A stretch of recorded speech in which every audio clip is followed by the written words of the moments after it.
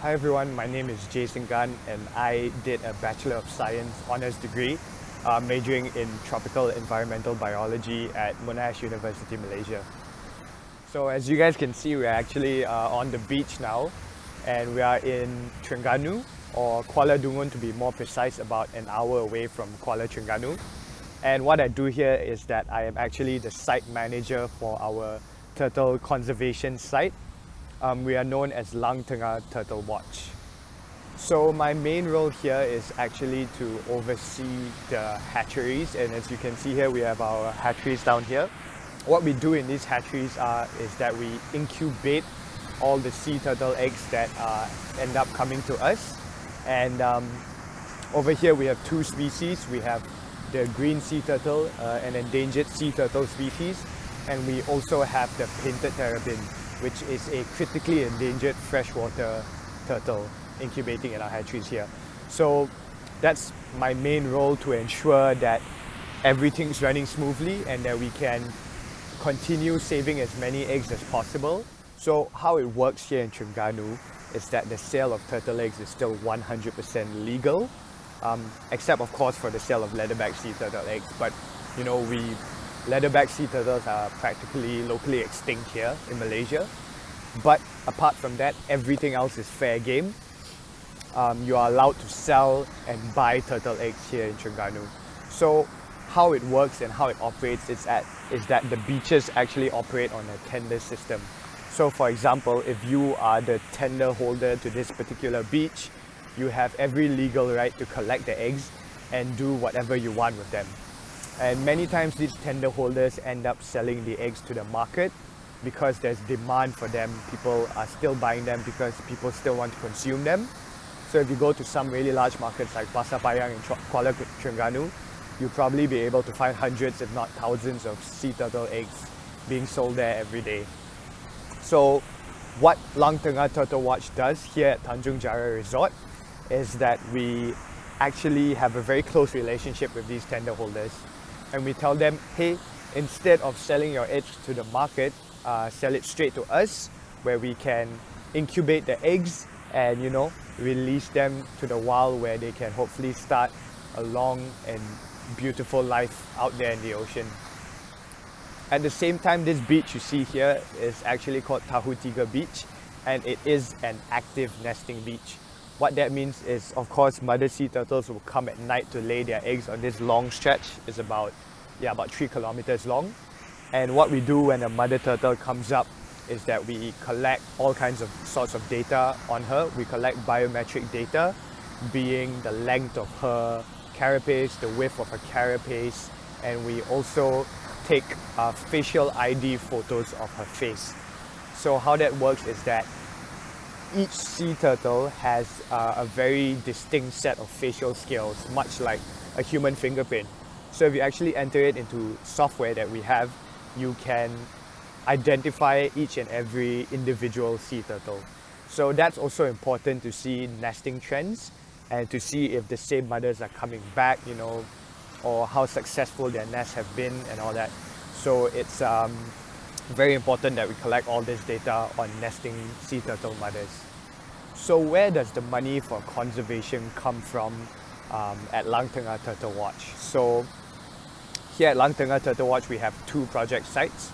One of them being the Tanjung Jaya Resort project site, which is this site you're seeing right now. And another one would be the Lang Tengah Island project, which is our namesake project, of course. And for Tanjung Jaya here, we are, you know, very kindly supported by YTL Groups, the people who own the resort. And we've had a long-standing relationship with them since 2016, where they help us with the maintenance and upkeep of our hatcheries, and they also provide us with staff quarters over where our staff members and our interns can sleep there, and they also provide food for us. So it is a very win-win situation, I like to say, because here at the resort we provide an educational program and we also provide activities for their guests, and at the same time, you know, working with them means that we can be here, we can save all the turtles that end up on this beach, and also that, you know, our food and accommodation is provided for. So also have a nest adoption program where guests of Tanjung Jaya Resort can basically adopt a nest and donate a sum of money to us, and we'll send them updates about the health of their nest, about how many hatchlings emerge from the nest, and also at the end of everything we actually excavate the whole nest and we tell them how successful the nest is. So this really helps us a lot in the sense that we can use this money to directly purchase eggs from these tender holders to stop them from going to the market and end up in our hatcheries. So that's for the Tanjung Jaya project site. But for the Lang Tengah Island project site, most of it is actually, most of the money actually comes from our volunteer program. So how that works is that people from all over the world will come to volunteer with us on Lang Tengah Island. And on Lang Tengah Island is actually quite different. It's not like what you see behind me. We don't have hatcheries there. They're all natural nesting beaches. So what we do on the island is that we actually patrol the beaches at night looking for nesting mothers. And once we encounter these nesting turtle mothers, we again collect data on them, but we're also very careful not to disturb them so they can lay their eggs. And once they lay their eggs, they are left in situ.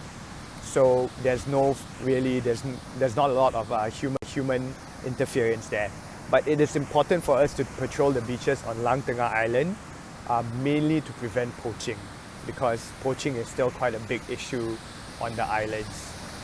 So again, yes, our island project is funded by volunteers who pay a volunteer fee and to get to join us in that amazing adventure of looking for nesting sea turtles and living on our island campsite, which is quite amazing.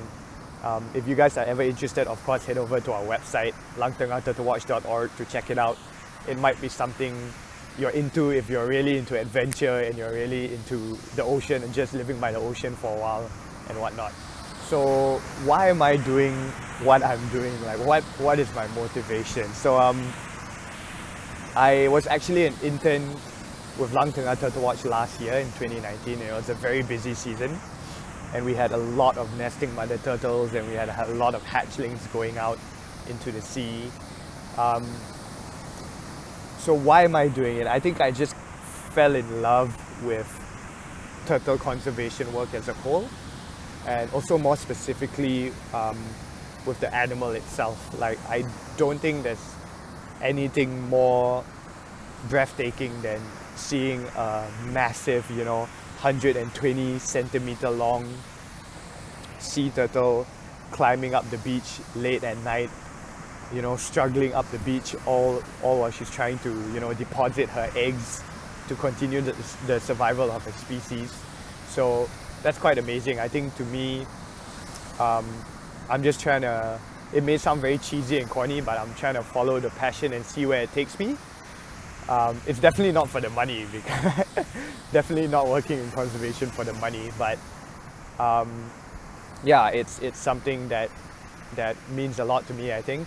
And it's also important to know that for keystone species like sea turtles, they play a much larger role when it comes to marine ecosystems, the survival and the thriving of marine ecosystems. So apart from the species itself just having inherent worth to survive and to not go extinct, they also play a very important role to all other marine life. So what skill sets are most important to have in this job? I think you have to be quite meticulous. Like, there's quite a lot of data collection, and you don't want any of that data collection to go wrong, because then you will have to go through many channels or go through years and years of data trying to fix everything.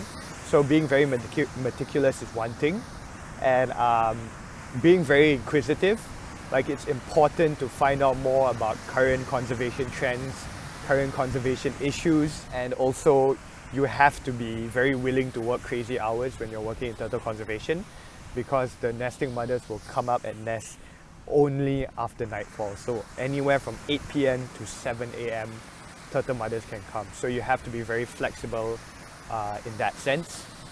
And also, I think it's important to be very culturally aware when you're working in conservation, especially here in Terengganu. It's a very different culture from anywhere else in the world, and let alone like KL. You know, you think it's in Malaysia, but KL and Terengganu culture is very different, and so it's important to be very culturally sensitive, and also to get yourself immersed in that culture. And also with conservation work, oftentimes you work with people from all over the world, from Europe, from Africa, from South America. They're all coming here with a singular goal to help save endangered sea turtle species. Yeah. So the salary range for my position would be about 2.3 to about 3,000 ringgit, depending of course on how many years you've spent in conservation and turtle conservation, to be precise. But I guess that 2.3 to 3,000 salary range doesn't include all the benefits that I get, which would be, you know, free accommodation, free food, and also the organization covers my travel expenses, so to back and forth from KL. So I guess at the end of the day, you do save quite a lot if you're here in Terengganu and you're not spending much. Yeah. So my one advice to fresh graduates would be to do as many internships as you want or as possible, you know. So when I was in Monash, I actually did an internship under the science internship module. I forgot what it was, SCI 3900 or something. And I actually did it at a different organization, and I realized that I didn't like it at all. But after that, a few months later, this opening at Lang Tengah Turtle Watch opened up, and I did an internship with them, and I really enjoyed it. I really loved it. It exposed me to so many new things, into proper conservation work, and that's what I suggest. You know, do several internships or do a few to see what you like and what kinds of animals you like to work with, or what kind of sector you like to be in. Work with many different types of animals in conservation, right? You can work with gibbons, you can work with turtles, you can work with tigers, you can work with elephants. So do put yourself out there and just try all these different things, try all these different internships. I think they will give you a much clearer picture of what you like and what you don't like. So anyway, that's all for me today, guys. Thank you so much for tuning in. Thank you, Zoe, for having me. And as you can see, the waves are getting pretty crazy at this time of the year. So that means the monsoon season is right upon us. And we're going to be packing up the projects and going home real soon. So thanks and have a great one, guys.